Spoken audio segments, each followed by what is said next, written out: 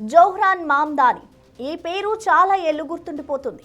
ఆ పేరే కాదు, అతను సాధించిన విజయం కూడా అమెరికా చరిత్రలో నిలుస్తోంది. ఎందుకంటే ఆ ఒక్కడే అమెరికా ప్రెసిడెంట్ ట్రంప్ ఎత్తుల్ని చిత్తు చేశాడు. న్యూయార్క్ని గెలిచి సరికొత్త చరిత్ర సృష్టించాడు. అతడే జోహ్రాన్ మామ్దాని. 33 ఏళ్లకే న్యూయార్క్ మేయర్గా విజయం సాధించాడు. ఈ పదవి దక్కించుకున్న తొలి భారత అమెరికన్ ముస్లింగాను చరిత్రకెక్కాడు. అసలు ట్రంప్ ఎందుకోసం జోహ్రాన్ని ఓడించాలనుకున్నారు? కోట్లు ఖర్చు చేసిన అతను ఎలా గెలిచాడు?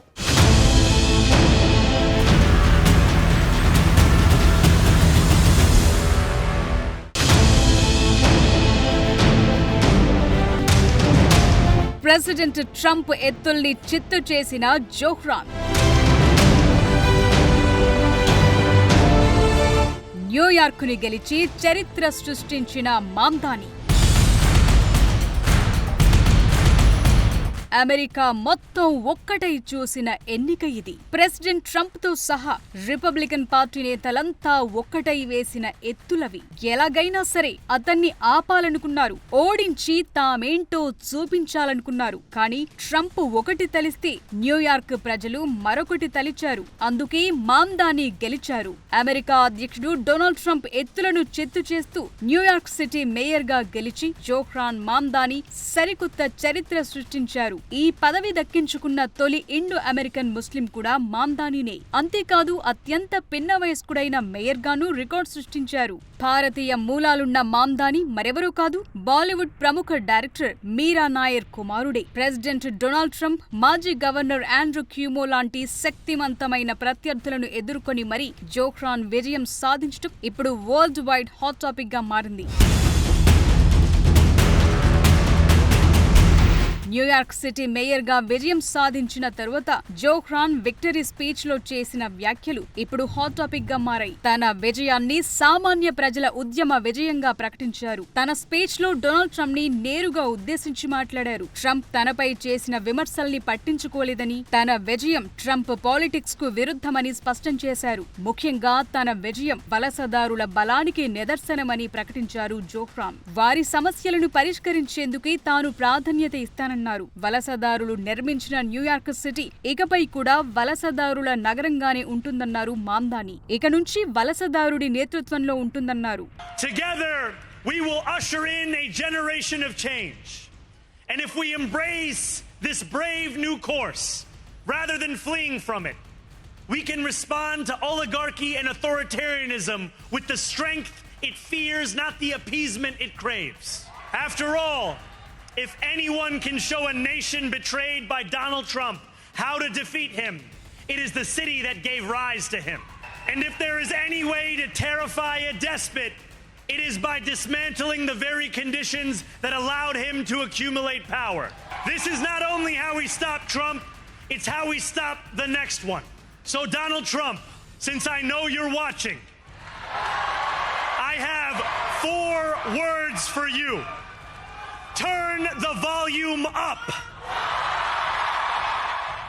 న్యూయార్క్ సిటీకి మామ్దాని మొట్టమొదటి ముస్లిం మేయర్. అంతేకాదు అతను వలసదారుల నుంచి వచ్చిన నాయకుడు కావటంతో ఈ విజయం వలసదారుల సమూహానికి సంబంధించి ఓ మైల్ స్టోన్ గా కనిపిస్తోంది. జోహ్రాన్ని ఓడించేందుకు ట్రంప్ టీంతో ఎంతో కష్టపడింది. కనీసం 26 మంది బిలియనీర్లు అతను న్యూయార్క్ మేయర్ అవ్వకుండా 100 కోట్లు ఖర్చు చేశారు. కానీ 2 బిలియనీర్లు మాత్రం జోహ్రాన్ వైపు నిలిచారు. వారి మద్దతుతో అతను న్యూయార్క్ సిటీ ప్రజల మనసుల్ని కాదు, మేయర్ సీట్ ని కూడా గెలిచాడు. చిన్న చిన్న విరాళాలు, వేలాది మంది వాలంటీర్లు, సోషల్ మీడియా క్యాంపెయిన్, సామాన్య ప్రజల మద్దతుతోనే జోహ్రాన్ విజయం సాధించారు. రిపబ్లికన్ పార్టీలోని ధనబలం, సంప్రదాయ రాజకీయ శక్తులను మామ్దాని అధిగమించారు. అమెరికా ప్రెసిడెంట్ ని ఎదుర్కొని మేయర్ గా గెలిచి సరికొత్త చరిత్ర సృష్టించారు. ట్రంప్ పొలిటికల్ డివిజన్ ను ఎదుర్కొనేందుకు మేయర్ గా తన వంతు పాత్ర పోషిస్తానని జోహ్రాన్ ప్రతిజ్ఞ చేశారు.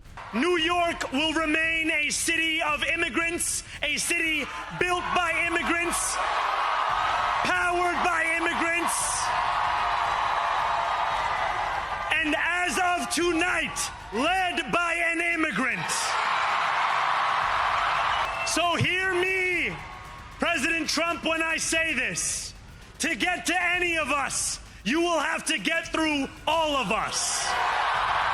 రాజకీయ అంధకారం నెలకొన్న ఈ పరిస్థితుల్లో న్యూయార్క్లో కొత్త వెలుగు పుడుతుందని ప్రకటించారు మామ్దాని. మామ్దాని విజయం వెనుక ప్రోగ్రెసివ్ ఎజెండా, సామాన్య ప్రజల మద్దతున్నాయి. జోహ్రాన్ తనని తాను డెమోక్రాటిక్ సోషలిస్టుగా చెప్పుకున్నారు. తన ప్రచారంలో న్యూయార్క్ సిటీలో కాస్ట్ ఆఫ్ లివింగ్ ని తగ్గించడంపై దృష్టి సారించారు. ఇదే అంశం వేలాది మంది న్యూయార్క్ వాసుల్లో, ముఖ్యంగా యువత, వలసదారుల్లో బలంగా వినిపించింది. న్యూయార్క్ లో మరిన్ని ఇళ్లను నిర్మించడం, కనీస వేతనాన్ని గంటకు $30 పెంచడం, ఫ్రీ బస్ సర్వీసులను అందుబాటులోకి తీసుకురావడంతో పాటు న్యూయార్క్ లో అత్యంత సంపన్నులైన 1% మందిపై పన్నులను స్వల్పంగా పెంచుతానని హామీ ఇచ్చారు. జోహ్రాన్ మామ్దాని ముఖ్యంగా యువతను, ఫస్ట్ టైం ఓటర్లను ఒక తాటి మీదకు తీసుకురావటంలో సక్సెస్ అయ్యారు. అది 1969 తర్వాత అత్యధిక శాతం పోలింగ్ పెరిగేందుకు దారితీసింది. అంతేకాదు ఉర్దూ, బంగ్లా, అరబిక్, స్పానిష్ లాంటి భాషల్లో ప్రచారం చేసి వలసదారుల సమూహాన్ని ఆకట్టుకున్నారు. మాజీ గవర్నర్ ఆండ్రూ క్యూమోపై ఉన్న లైంగిక వేధింపుల ఆరోపణలు, సంప్రదాయ రాజకీయ వ్యవస్థపై ఉన్న అసంతృప్తితో అంతగా రాజకీయ అనుభవం లేని ఓ నూతన నాయకుడి కోసం, ప్రోగ్రెసివ్ నాయకత్వం కోసం న్యూయార్క్ ప్రజలు ఎదురు చూశారు. ట్రంప్ అండ్ టీం ఎంత వ్యతిరేకంగా ప్రచారం చేసినా జోహ్రాన్ మామ్దాని న్యూయార్క్ మేయర్గా గెలిచారు.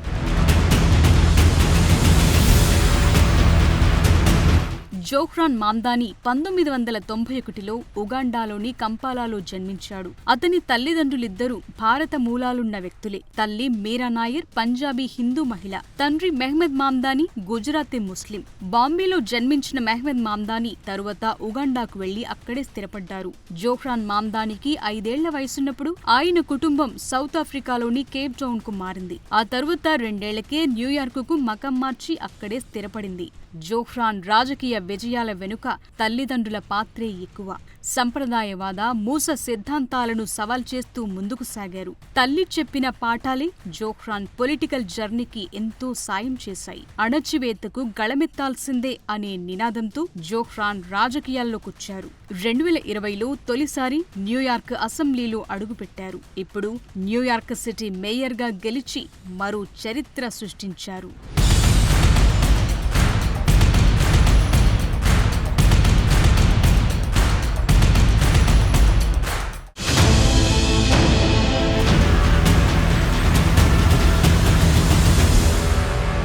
న్యూయార్క్ మేయర్ ఎన్నికల్లో పబ్లిక్ ఇచ్చిన తీర్పు ఇప్పుడు సరికొత్త చర్చకు దారితీసింది.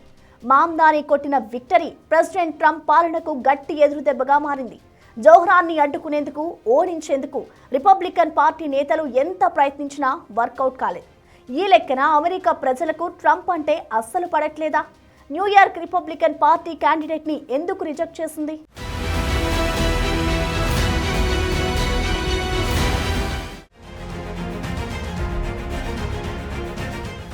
జోహ్రాన్ మామ్దాని విజయం ప్రెసిడెంట్ ట్రంప్ పాలనకు గట్టి ఎదురుదెబ్బగా మారింది.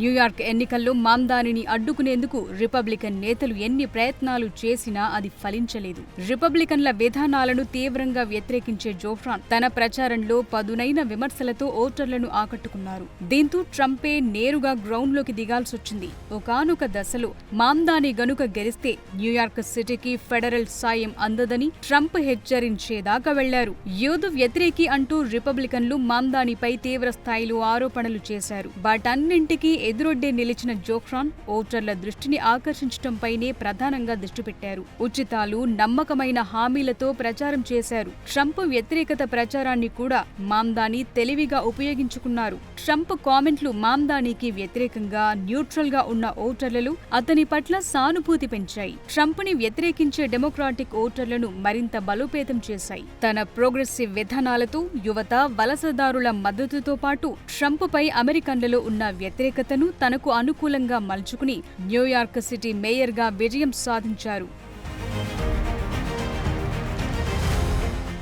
ముందు నుంచే న్యూయార్క్ సిటీ డెమోక్రాటిక్ పార్టీకి కంచుకోట లాంటిది. దశాబ్దాలుగా ఇక్కడ డెమోక్రాటిక్ అభ్యర్థులే మేయర్గా, ఇతర కీలక స్థానాల్లో గెలుపొందుతున్నారు.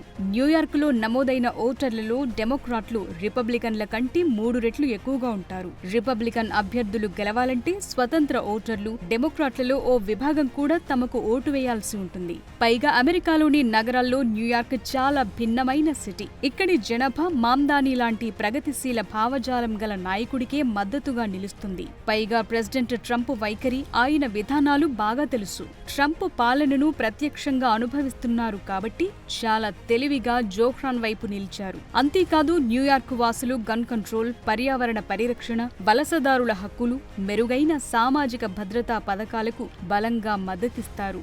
వీటన్నింటికీ జోహ్రాన్ అనుకూలంగా ఉన్నట్లు కనిపించింది. పైగా న్యూయార్క్ ట్రంప్ సొంత సిటీ అయినప్పటికీ నగరవాసుల్లో ఆయన పట్ల తీవ్ర వ్యతిరేకత ఉంది. ట్రంప్ రాజకీయాలు, విధానాలు న్యూయార్క్ వాసుల భిన్నమైన కార్మికుల అనుకూల విలువలకు అస్సలు సరిపోవు. ట్రంప్పై ఉన్న వ్యతిరేకతను మామ్దాని తన ప్రచారానికి గట్టిగా వాడేశారు. అలా తన ప్రగతిశీల ఎజెండాకు మద్దతును కూడగట్టుకున్నారు.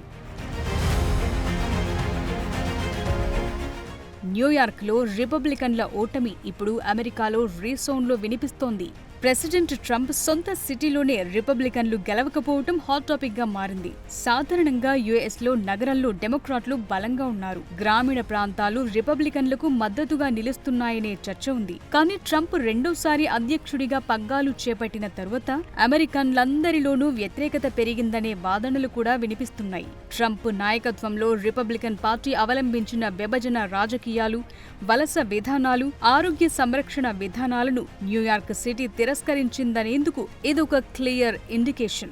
ట్రంప్ వ్యక్తిగత జోక్యం, ప్రత్యక్ష బెదిరింపులు కూడా యాంటీ రిపబ్లికన్ ఓటింగ్ కు దారితీశాయి. జోహ్రాన్ మామ్దాని విజయం న్యూయార్క్ నగరంలో ట్రంప్ పట్ల, సంప్రదాయ రిపబ్లికన్ విధానాల పట్ల బలమైన వ్యతిరేకతను స్పష్టం చేసింది.